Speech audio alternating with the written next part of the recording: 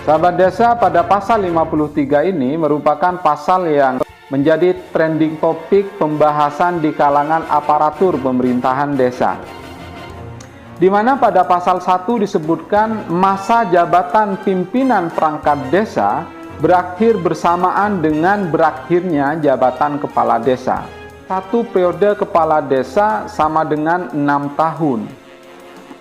Sehingga ketika kita menginterpretasikan pasal 53 ayat 1 ini, masa jabatan pimpinan perangkat desa berakhir bersamaan dengan berakhirnya jabatan kepala desa, itu artinya masa jabatan pimpinan perangkat desa adalah 6 tahun.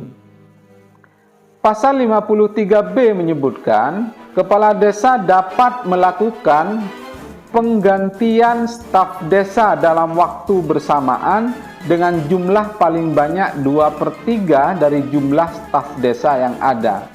Artinya ketika staf desa di desa kita pada saat undang-undang ini telah berlaku jika ditetapkan, ada 10 staf perangkat desa, pada waktu yang bersamaan kepala desa dapat mengganti 6 dari 10 staf desa tersebut dalam waktu yang bersamaan.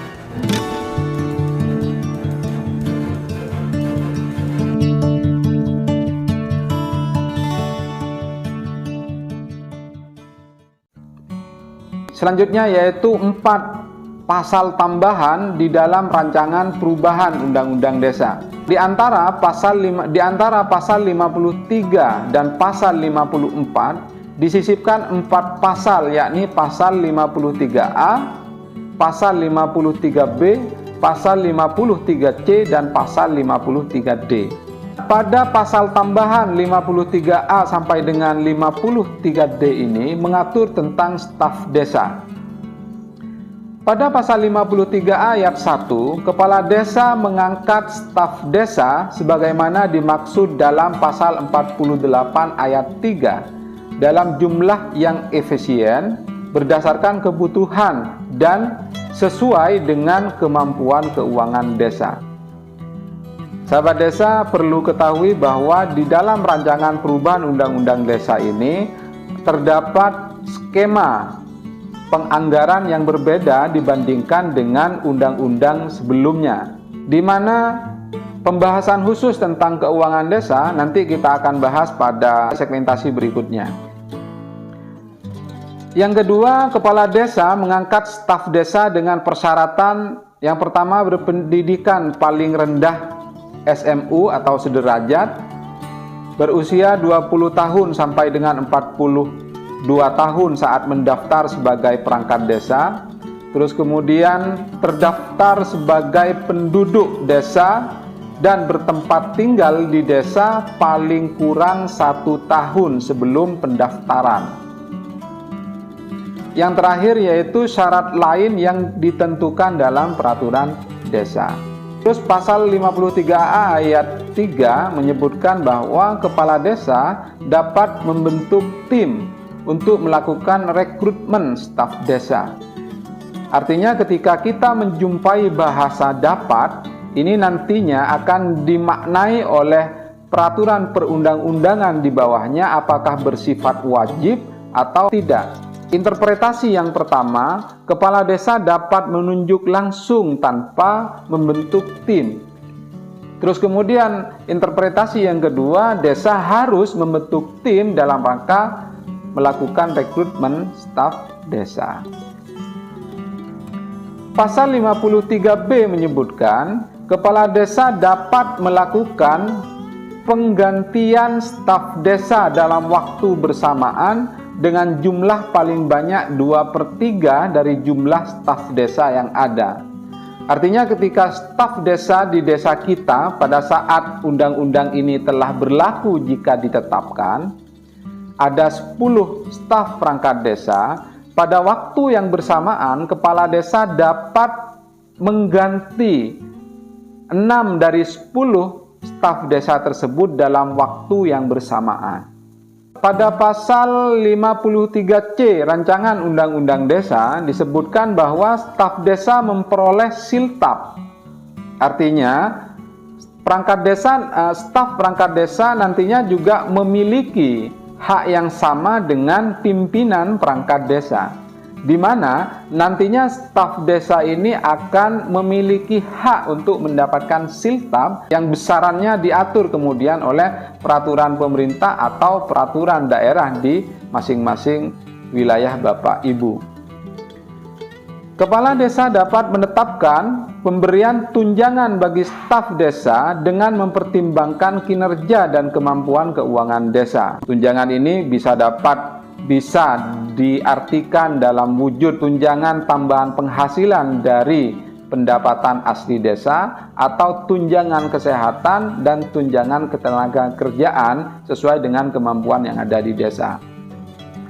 Penghasilan dan tunjangan sebagaimana dimaksud pada ayat 1 dan ayat 2 dibebankan pada anggaran pendapatan dan belanja desa. Saya kira normal. Terus kemudian pasal 53D ayat 1 menyebutkan staf desa berhenti karena meninggal dunia, permintaan sendiri atau diberhentikan. Staf desa yang diberhentikan sebagaimana dimaksud pada ayat 1 huruf C karena usia telah genap 60 tahun, berhalangan tetap atau tidak lagi memenuhi syarat sebagai staf perangkat desa. Pemberhentian staf desa sebagaimana dimaksud pada ayat 2 ditetapkan oleh kepala desa. Sahabat desa yang berbahagia, tentunya kita bertanya, kira-kira ketentuan pasal 53D ini kok sepertinya mirip dengan ketentuan pasal 53 yang diatur di dalam Undang-Undang Nomor 6 Tahun 2014, di mana ketika kita mengartikan pasal 53D ayat 2 huruf A ini, sepintas kita berpikir bahwa periodisasi staf desa saat diangkat dan berakhir sampai dengan umur 60 tahun. Namun perlu kita ingat, pada pasal 53 ayat 1 disebutkan, masa jabatan pimpinan perangkat desa berakhir bersamaan dengan masa jabatan kepala desa. Dan ketentuan pasal 49 ayat 1 tersebut merujuk pada ketentuan pasal 48, yang di dalamnya dapat pula diartikan ada staf desa yang sama periodisasinya dengan pimpinan perangkat desa tadi. Namun, tentunya kita perlu melihat dan menelaah kembali ketentuan teknis yang mengatur tentang pelaksanaan rancangan perubahan undang-undang desa ini jika ditetapkan oleh Dewan Perwakilan Rakyat Republik Indonesia dan pemerintah nanti. Sahabat desa yang berbahagia, terima kasih telah menonton video saya dari awal hingga akhir untuk mendapatkan pemahaman yang komprehensif tentang apa yang saya angkat dalam topik pembahasan ini. Saya berharap rekan-rekan tidak men-skip beberapa penjelasan yang saya sampaikan, sehingga kita sama-sama memiliki pemahaman yang utuh pada rancangan perubahan Undang-Undang Desa Nomor 6 Tahun 2014 tentang desa, khususnya pada pasal yang mengatur tentang perangkat desa. Saya ulangi kembali bahwa ini merupakan interpretasi saya berdasarkan file yang saya terima, dan file tersebut dapat rekan-rekan download melalui halaman deskripsi video ini. Dan jika rekan-rekan memiliki cara berpikir yang berbeda dengan apa yang saya pahami, maka rekan-rekan dapat melakukan feedback melalui kolom komentar. Saya kira demikian yang dapat kami jelaskan kaitannya dengan bedah rancangan perubahan Undang-Undang Nomor 6 Tahun 2014 tentang desa. Dan tentunya 8 topik yang menjadi landasan perubahan RUU ini nantinya juga akan kami kupas tuntas melalui channel Desa Banget ini. Saya kira demikian. Akhirul kalam, wassalamualaikum warahmatullahi wabarakatuh.